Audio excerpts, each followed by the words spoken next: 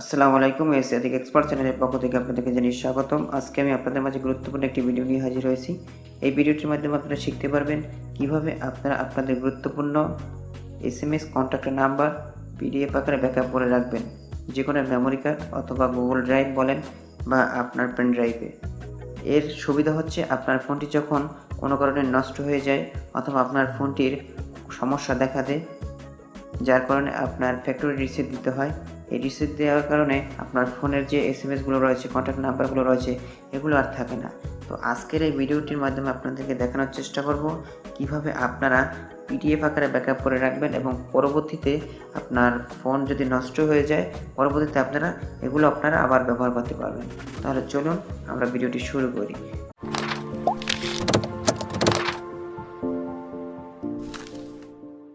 শুরু করার আগে একটি অনুরোধ থাকবে, যারা আমার চ্যানেলটি সাবস্ক্রাইব করেননি দয়া করে সাবস্ক্রাইব করে নিন এবং পাশে থাকবে আইকনটি অন করে নিন, যাতে করে সবার আগে নতুন নতুন ভিডিও নোটিফিকেশন পেয়ে যান। আর যারা সাবস্ক্রাইব করেছেন তাদেরকে অসংখ্য ধন্যবাদ। আপনাকে এই কাজটি করার জন্য গুগল প্লে স্টোর থেকে একটি অ্যাপস ডাউনলোড করতে হবে। আমি ভিডিও শেষে কীভাবে ডাউনলোড করবেন দেখিয়ে দেবো। অ্যাপসটির নাম হচ্ছে E2PDF। আমি এখন অ্যাপসটি ওপেন করব। ওপেন করার পরে এরকম একটা ইন্টারফেস চলে আসবে। এখান থেকে আপনারা দেখতে পাচ্ছেন নিচের দিকে লেখা রয়েছে পিডিএফ ব্যাকআপ। তার নিচের দিকে নেমে আসলে দেখতে পাবেন ক্লিক টু কন্টিনিউ। আমি এখন ক্লিক টু কন্টিনিউর উপর ক্লিক করব। ক্লিক টু কন্টিনিউর উপর ক্লিক করার পরে এরকম একটা ইন্টারফেস চলে আসবে। এখান থেকে আপনারা দেখতে পাচ্ছেন SMS, general call log, contracts, অর্থাৎ আপনারা এসএমএসও এখান থেকে ব্যাকআপ করে রাখতে পারবেন, জেনারেল কল লগ ব্যাকআপ করে রাখতে পারবেন, বা আপনার কন্ট্রাক্টস যে নাম্বারগুলো এগুলো এখান থেকে ব্যাকআপ করে রাখতে পারবেন। তা আমাদের দরকার হবে এসএমএস এবং কন্ট্রাক্টস। তো আমি আপনাদেরকে এখন দেখাবো কিভাবে এসএমএস ব্যাকআপ করে রাখবেন। ব্যাকআপ করে রাখার জন্য আপনাকে এসএমএস এর উপর ক্লিক করতে হবে। ক্লিক করার পরে এরকম একটা ইন্টারফেস চলে আসবে। এখান থেকে দেখতে পাচ্ছেন আপনার ফোনের যে এসএমএসগুলি রয়েছে সবগুলো এখানে শো করবে। আপনি কোন ক্যাটাগরির এসএমএস এখানে ব্যাকআপ করে রাখবেন সেটা আপনার ব্যাপার, তবে আমি আপনাদেরকে দেখিয়ে দিচ্ছি কিভাবে আপনারা এসএমএস ব্যাকআপ করে রাখবেন। তো আমি এখান থেকে এই জিপি যে এসএমএসগুলো আমাকে পাঠিয়েছে ওই এসএমএসগুলো আমি ব্যাকআপ করে দেখাচ্ছি। তো আমি জিপি এসএমএসের উপর ক্লিক করলাম। ক্লিক করার পর দেখতে পাচ্ছেন অনেকগুলো এসএমএস আছে এখানে। তো আমি এখন এটাকে ব্যাকআপ করে রাখবো কিভাবে। আমি এই ফাইলটার নাম দিব এসএমএস।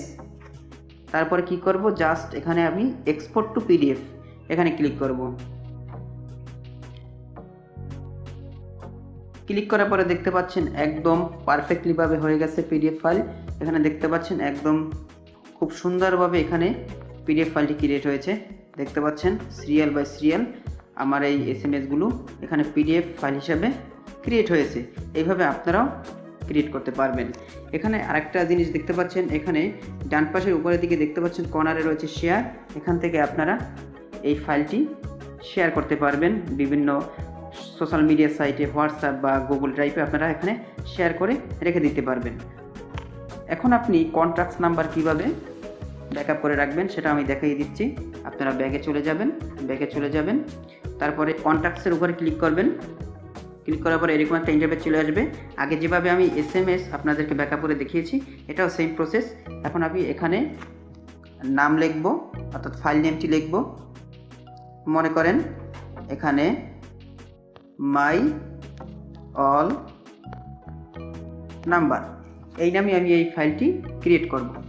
এখন এখানে ডান করে দেব। দেওয়ার পরে এখানে দেখতে পাচ্ছেন এক্সপোর্ট টু পিডিএফ। এখন জাস্ট কি করবেন, আপনি এক্সপোর্ট টু পিডিএফ এর উপরে ক্লিক করবেন।